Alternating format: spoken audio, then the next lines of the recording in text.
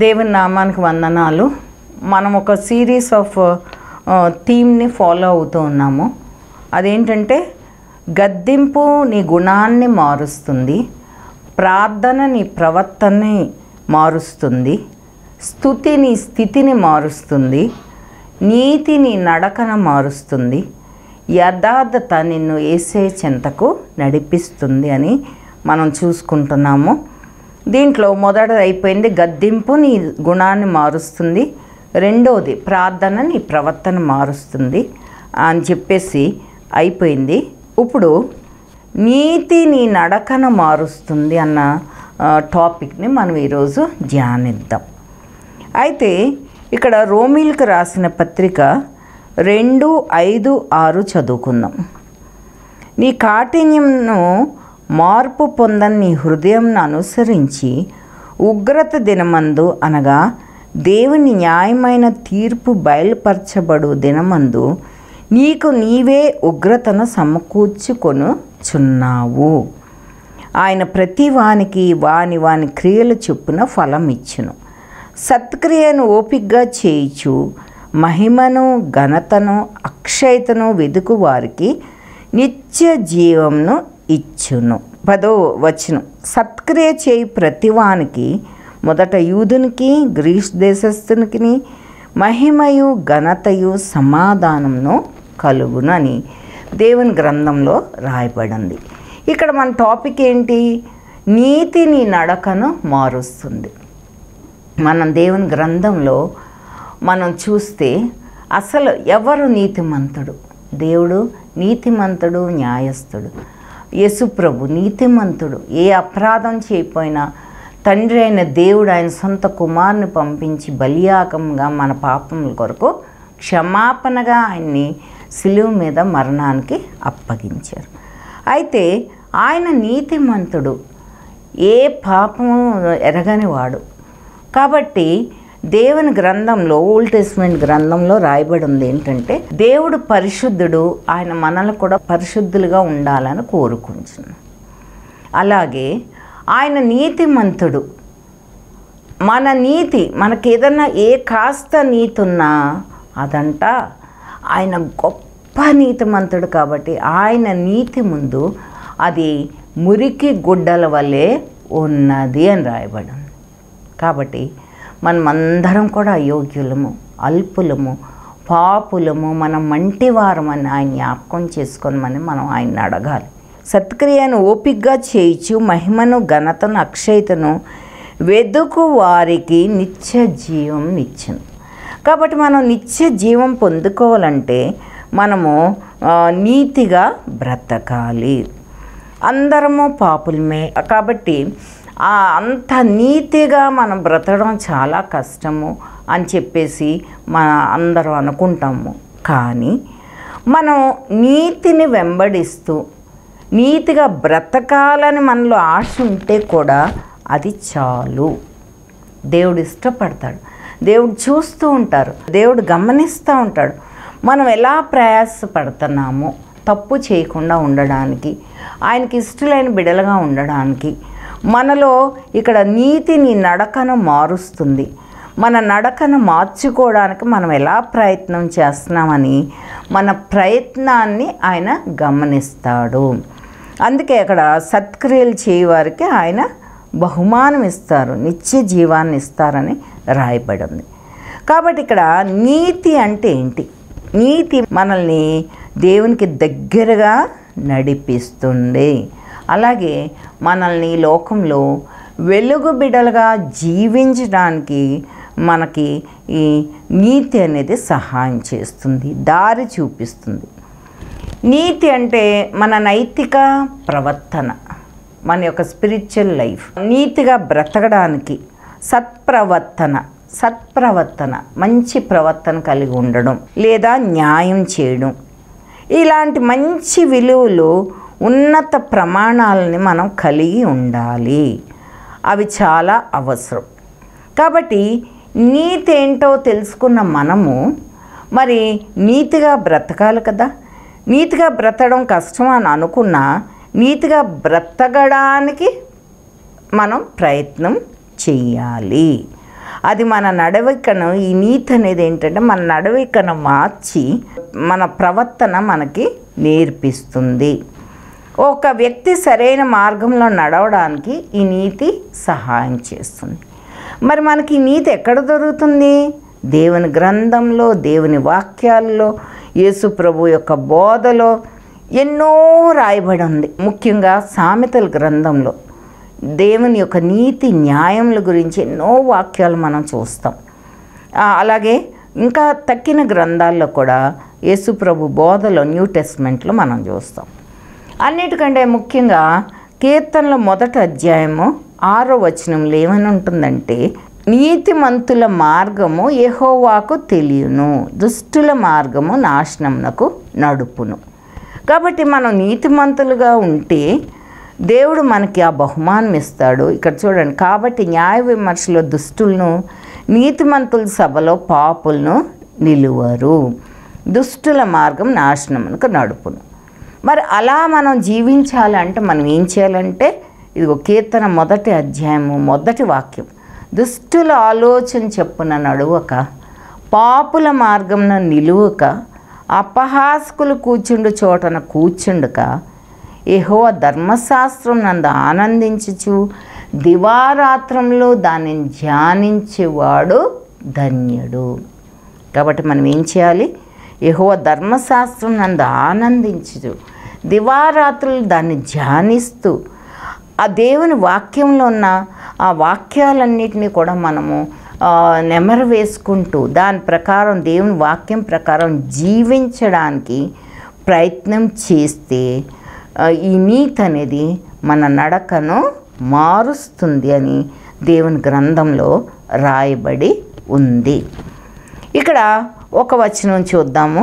సామెతల గ్రంథము 11:28, ధనము నమ్ముకొనివాడు పాడైపోయును, నీతిమంతులు చిగురాకు వలె వృద్ధి నొందుదురు. అలాగే నీతిమంతులు 31, భూమి మీద ప్రతిఫలం పొందుదురు, భక్తిహీనులను పాపులను మరి నిశ్చయంగా ప్రతిఫలం పొందుదురు కదా. అంటే వాళ్ళకి శాపం వస్తుంది అని అర్థం అన్నమాట.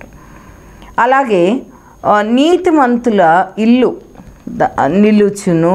సామెతల గ్రంథం 10వ అధ్యాయంలో ఎన్నో ఇలా నీతిని గురించి వాక్యాలు ఉన్నాయి. 31, 32, నీతిమంతును నోరు జ్ఞానోపదేశమును పలుకును. సో ఊరికే ఫూల్స్ అనేవాళ్ళు మాట్లాడతారు కదా, ఇష్టం వచ్చినట్టు మాట్లాడుతూ ఉంటారు వాళ్ళ నాలుక, సమయాన్ని వ్యర్థం చేస్తూ. కానీ ఇక్కడ నీతిమంతుని నోరంట జ్ఞానోపదేశమును పలుకును, మూర్ఖ మాటల పలుకు నాలుక పెరికి వేయబడును. నీతిమంతుని పెదవులు ఉపయుక్తమైన సంగతులు పలుకును, భక్తిహీనుల నోట మూర్ఖపు మాటలు వచ్చును. కాబట్టి ఇవన్నీ మనం గుర్తు చేసుకుంటూ ఉండాలి. ఇంకా 11:21, నిశ్చయంగా భక్తిహీనుకు శిక్ష తప్పదు, నీతిమంతుల సంతానము విడిపింపబడును. అలాగే 18లో బి పార్ట్, నీతిని విత్తువాడు శాశ్వతమైన బహుమానం నొందును. కాబట్టి నీతిని గురించి సామెతల గ్రంథంలో ఎన్నో వాక్యాలు ఉన్నాయి. ఇక్కడ 10లో మళ్ళీ నీతిమంతుని పెదవులు అనేకులకు ఉపదేశించును. 1వ కీర్తనలో చదివాం కదా, దుష్టుల ఆలోచన చెప్పున్నాడు. కానీ నీతిమంతులతో మనం కొద్ది సమయం గడిపిన వారి మాటల్లోంచి మనం ఎంతో నేర్చుకుని మన నడకను మనం మార్చుకోగలుగుతామని చెప్పేసి దేవుని గ్రంథంలో రాయబడి ఉంది. అలాగే ఇందా చదివినట్లు ఆయన ప్రతి వానికి వాని క్రియలు చొప్పున ప్రతిఫలం ఇచ్చును. కాబట్టి మనం మంచి పనులు చేస్తే దేవుడు మనకి ఆ యొక్క ఫలాన్ని ఇస్తారు. మనుషులు గుర్తించినా గుర్తించకపోతే మనం అనుకుంటాం చాలాసార్లు మనుషులందరూ మనల్ని నిందిస్తున్నారు, గుర్తించట్లేదు అనుకుంటాం. కానీ అది వ్యర్థం. ఎందుకంటే మనుషులు గుర్తించినా గుర్తించకపోయినా దేవుడు మన మనస్సును, మన క్రియలను, మన ఆలోచనలన్నీ గమనిస్తే, మనం చేసే క్రియలను గమనిస్తే అది చాలు. ఎందుకంటే ఆయన పరలోకంలో మనకి మంచి మహిమ కిరీటాలని సిద్ధం చేస్తారని చెప్పేసి దేవుని వాక్యంలో ఉంది. అలాగే ధర్మశాస్త్రం అనుసరించి ప్రవర్తించేవారు నీతిమంతులుగా ఎంచబడుదురు.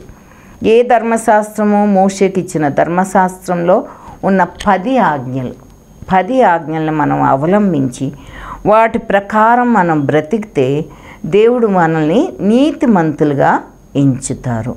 కానీ నీతిమంతుడు ఎవ్వరూ లేరు, దేవుడు ఒక్కడు తప్ప. కానీ మనలో ఉన్న కొద్ది నీతిని బట్టి దేవుడు మనల్ని నీతిమంతులుగా ఎంచుతారు అని మనం గుర్తుపెట్టుకోవాలి.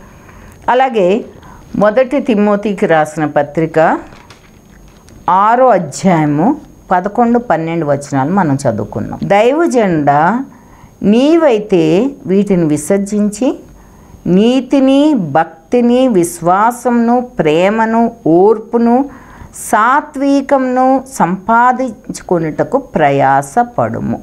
కాబట్టి మనం ఏం సంపాదించుకోవాలంట? నీతి, భక్తి, విశ్వాసము, ప్రేమ, ఓర్పు, సాత్వికం. విశ్వాస సంబంధమైన మంచి పోరాడము, నిత్య జీవమును చేపట్టుము. దాన్ని పొందుటకు నీవు పిలువబడి అనేక సాక్షుల ఎదుట మంచి ఒప్పుకోలు ఒప్పుకొంటివి. కాబట్టి మనము మన శక్తి చాలదు, కానీ దేవుని అడగాలి ఆ శక్తిని ఇమ్మని. అడిగితే దేవుడు మనకి ఆ శక్తినిచ్చి మనల్ని నడిపిస్తారు.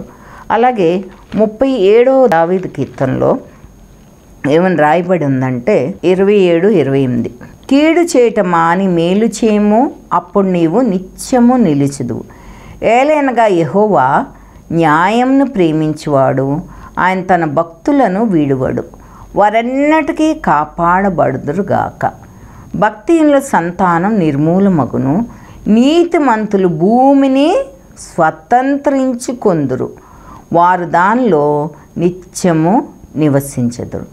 నీతిమంతుల నోరు జ్ఞానంను గూర్చి వచ్చించును, వారి నాలుక న్యాయంను ప్రకటించును.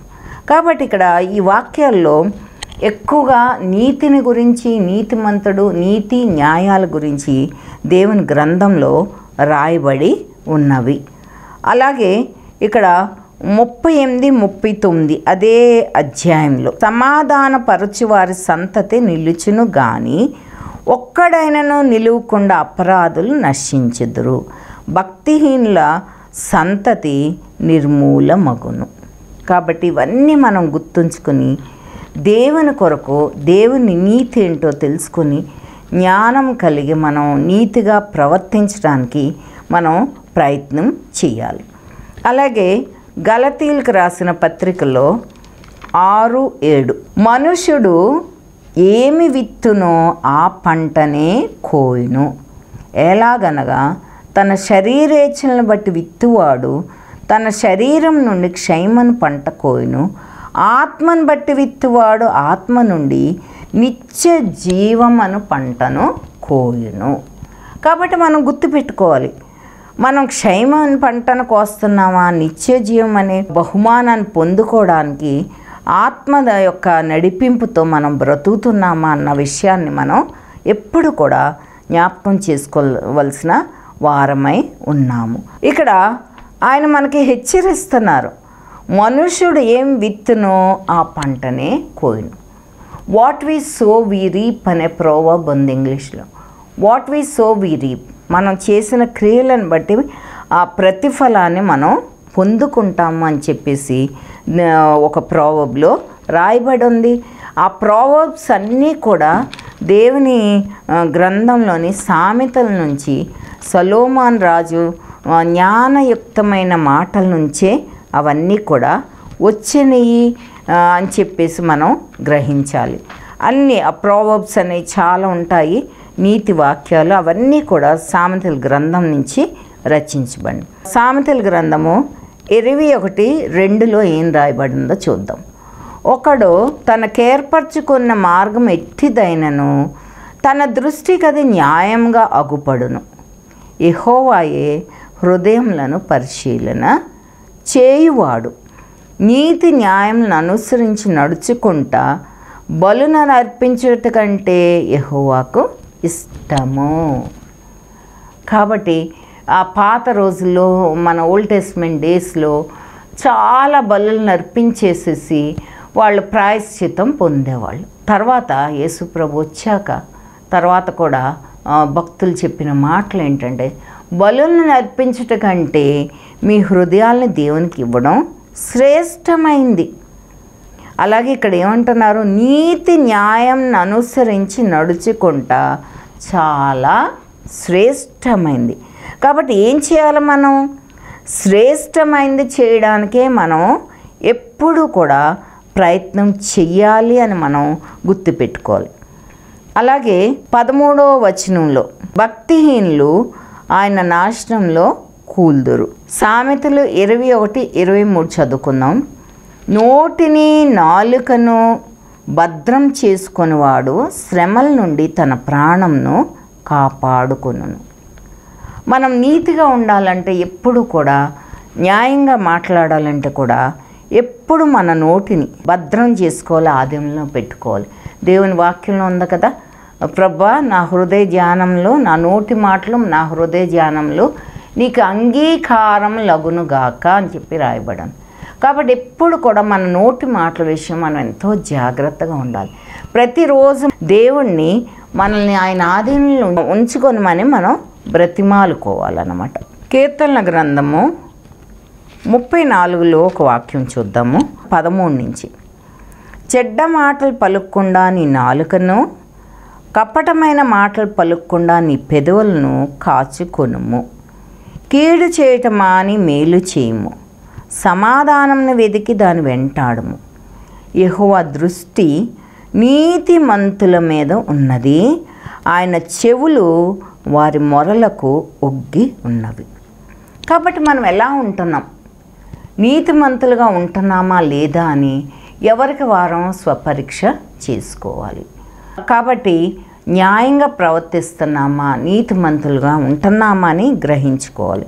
అలాగే ఇక్కడ 17వ వచనం ఉంది, నీతిమంతులు మొరపెట్టగా యెహోవా ఆలకించును. చూసారా, ఎవరి ప్రార్థన దేవుడు వింటాడు? మనకి 2 రకాల ప్రార్థనలు ఉన్నాయి కదా. పరిసయుడు సుంకరి చేసిన ప్రార్థన తెలుసు కదా. కాబట్టి మనం ఎలాంటి వాళ్ళ ప్రార్థన వింటాడు?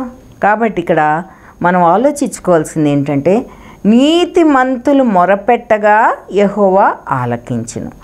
ఆలకించడమే కాదు, నెక్స్ట్ ఏమని ఉంది, వారి శ్రమలన్నిటిలోంచి వారిని విడిపించును. తర్వాత విరిగిన హృదయం గలవారికి యెహోవా ఆసన్నుడు, నలిగిన మనసు గలవారిని ఆయన రక్షించును.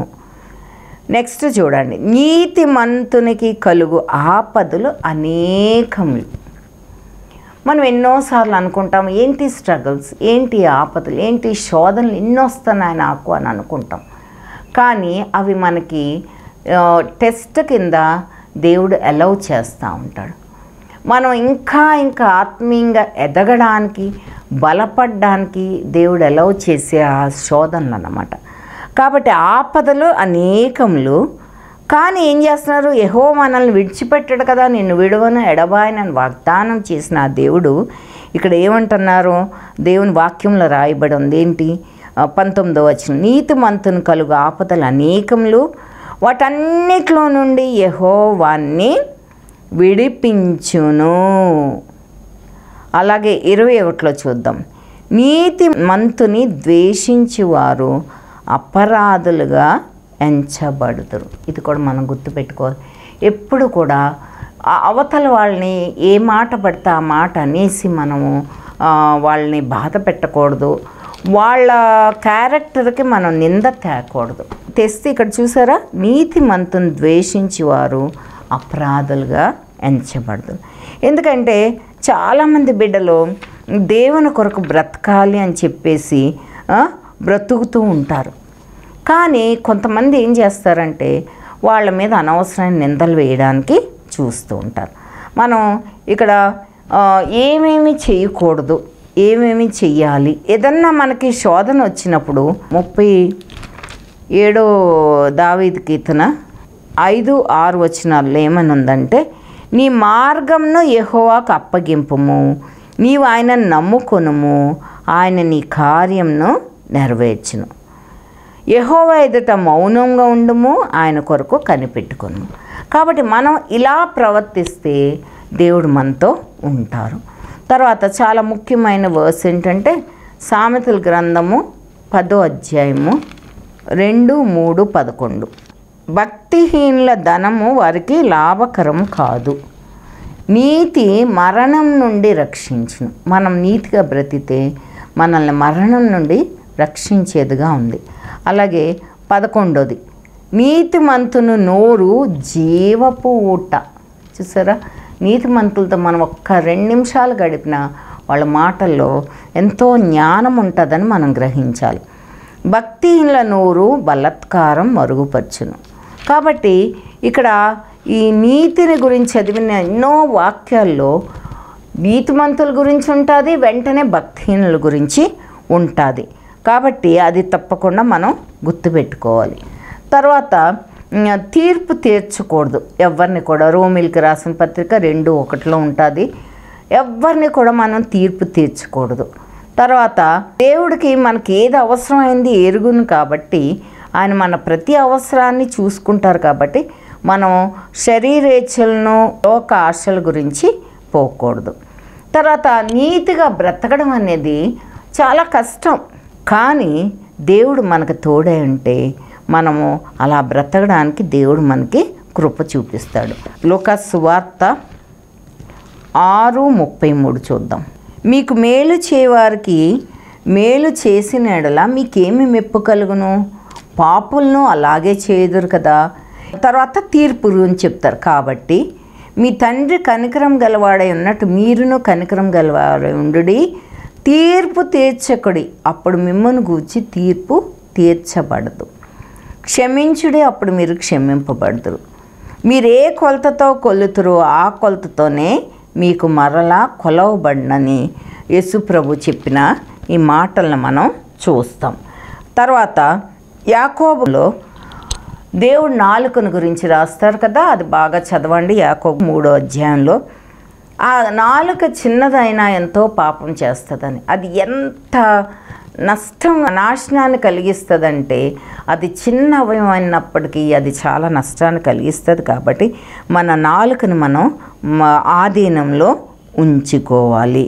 అలాగే చివరగా మత్తయి సువార్త 5వ అధ్యాయము 11 వచనాలు చదువుతున్నానమ్మా. నా నిమిత్తము జనులు మిమ్మల్ని నిందించి హింసించి మీ మీద అబద్ధంగా చెడ్డ మాటలలా పలుకున్నప్పుడు మీరు ధన్యులు, సంతోషించి ఆనందించండి, పరలోకమందు మీ ఫలము అధికము. మీరు ధన్యులు అంటే ఇక్కడ మనం అర్థం చేసుకోవాల్సింది ఏంటంటే మనకెక్కడ దొరుకుతుంది ఫలం. ఇందా చెప్పాను కదా, మనుషులు గుర్తించరు కానీ దేవుడు మనల్ని చూస్తూ ఉంటాడు. మనం చేసే ప్రతి విషయానికి ఇదిగో సంతోషించి ఆనందించి పరలోకమందు మీ ఫలము అధికమగును. కాబట్టి మనము పరలోకంలో ఆ ధననిధిని సంపాదించుకోవాలి. నీతి అంటే ఏంటో తెలుసుకుని నీతిగా బ్రతకడానికి, నీతి మీ నడకను మారుస్తుంది. కాబట్టి మనము ఆ విషయంలో ఎంతో జాగ్రత్తగా ఉండాలని కోరుకుంటూ ముగిస్తున్నాను. దేవా మా తండ్రి, మేము ఒక్కొక్క విషయం నేర్చుకుంటున్నాం తండ్రి. నీకు సమీపస్తులుగా, నీకు ఇష్టమైన బిడలుగా నాయన నిందారహితంగా ఎలా బ్రతకాలో మేము ఒక్కొక్క థీమ్ ద్వారా మేము నేర్చుకుంటున్నాం ప్రభా. ఈ దినం ప్రభా నీతి నీ నడకను మారుస్తుందన్న ధ్యానాన్ని మేము ధ్యానించి ఉన్నాం తండ్రి. దాంట్లో ఉన్న ప్రతి వాక్యాన్ని, ప్రతి అర్థాన్ని మేము గ్రహించుకొని నాయన నీ కొరకు నీతిగా బ్రతకడానికి ప్రయాసపడినట్లుగా మమ్మల్ని ఒక్కొక్కరిని ఉత్తేజపరచమని, సహాయం చేయమని బ్రతిమాలుకుంటూ మా ప్రభువును రక్షకుడైన యేసయ్య పేరట వేడుకొని ప్రార్థిస్తున్నాను తండ్రి. ఆమేన్.